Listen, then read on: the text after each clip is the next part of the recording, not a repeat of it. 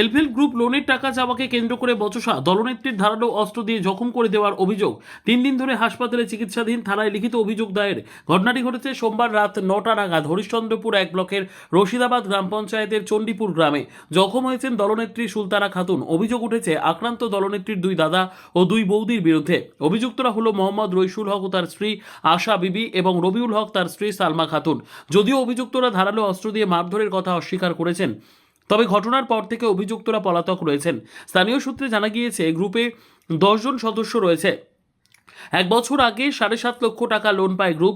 সেই টাকা 8 জন সদস্য নিজেদের মধ্যে ভাগাভাগি করে নেয়। লোন থেকে বঞ্চিত করা হয় সদস্য আশা ও সালমাকে। এদিন রাতে দলনেত্রীর কাছে গ্রুপের রেজুলেশন খাতা ও লোনের টাকা চাইতে আসে বঞ্চিত সদস্যরা। এতে দুপক্ষের মধ্যে বচসা শুরু হয়, হাতাহাতিতে জড়িয়ে পড়ে। বাড়িতে পুরুষ মানুষ না থাকার সুযোগে দলনেত্রীকে ধারালো অস্ত্র দিয়ে জখম করে দেয়। ঘটনায় চাঞ্চল্য ছড়িয়ে পড়ে। পরিবারের লোকেরা তড়িঘড়ি তাকে উদ্ধার করে হরিশ্চন্দ্রপুর গ্রামীণ হাসপাতালে নিয়ে যায়। কি ঘটনাটা হয়েছে? কেন মারধর করলো আপনাকে?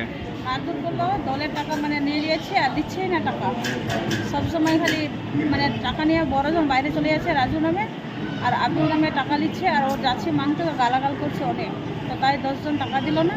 বলছে যে যখন 10 জন টাকা দিল না তো আমি কি একাই দিতে পারবো? এটা কি আমার বাবার টাকা? আমিও দিলাম না। তারপরে ওই বাইরে চলে গেলো। বাইরে যাওয়ার পর আবার আসলো, আবার বলছে যে খাতা দে, বই দে। তো আমি বললাম তো 10 জন যেটা বলবে, 10 জনের সঙ্গে মিটিং বসা, 10 জন যেটা বলবে সেটা আমিও বলবো। 10 জন যদি মেনে নেয় তা আমিও মানবো। এটা আমি বলেছি। এটার পর আর কিছু বলিনি। ও আসলো আমার বাড়ি থেকে, আমার বাড়িতে আসছে নিয়ে, আমার স্বামীও নাই, আমার শ্বশুরও নাই, কেউ নাই। আমাকে ঘরে ঢুকে মারি চলে গেল। 4 জন মিলে। কে কে তারা? আক্রান্ত দলনেত্রী সুলতানা বলেন, এর পূর্বে লোন নিয়েছিলেন তারা। লোন পরিশোধ না করে বাইরে চলে যায়। গ্রুপের বাকি সদস্যদের টাকা পরিশোধ করতে হয়। এবার লোনের টাকা তাদেরকে দেওয়া হয়নি। এদিন তারা রেজুলেশন খাতা চাইতে এসে বাড়িতে চড়াও হয়ে আমাকে ধারালো অস্ত্র দিয়ে জখম করে দিয়েছে। থানায় অভিযোগ দায়ের করেছি। আমি রোগী দেখতে গেছিলাম, ঠিক আছে। আমি যখন বাড়িতে আসলাম, বাড়িতে আসার আগেই দেখছি যে হাঙ্গামা চলছে বাড়িতে। হাঙ্গামা কী চলছে? যে আমার বউকে মেরে শুয়ে আছি, লেটে দিয়েছে, জমিয়ে লেটে দিয়েছে। আর বলছে কি যে টাকা না দিলে ওকে মেরে ফেলবে। কিসের টাকা দাবি করছে তারা? লোনের টাকা। কিসের লোন সেটা? Group loan. গ্রুপ লোনের টাকা দাবি করছে।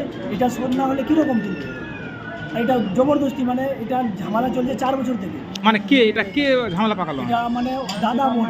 এটা হলো বোন, আমার স্ত্রী ওর বোন হলো, আর ওর বড় দাদা হলো, আর ছোট দাদা একটা। তো আপনার স্ত্রীকে কারা মারধর করেছে? ওর দাদা মারেছে। ওর দাদা? তারা কতজন মিলে হামলা চালিয়েছে? 4 জন মিলে। থানায় অভিযোগ করেছেন? হ্যাঁ, থানায় অভিযোগ করেছি, আর হাসপাতালেও পুলিশ কেস করেছি, সব কিছু হয়েছে। এখন আপনারা কি দাবি করছেন এটাকে নিয়ে? এখন আমি দাবি করছি যে আমাকে ইনসাফ চাই। শেখ রতনের রিপোর্ট, পিবি নিউজ।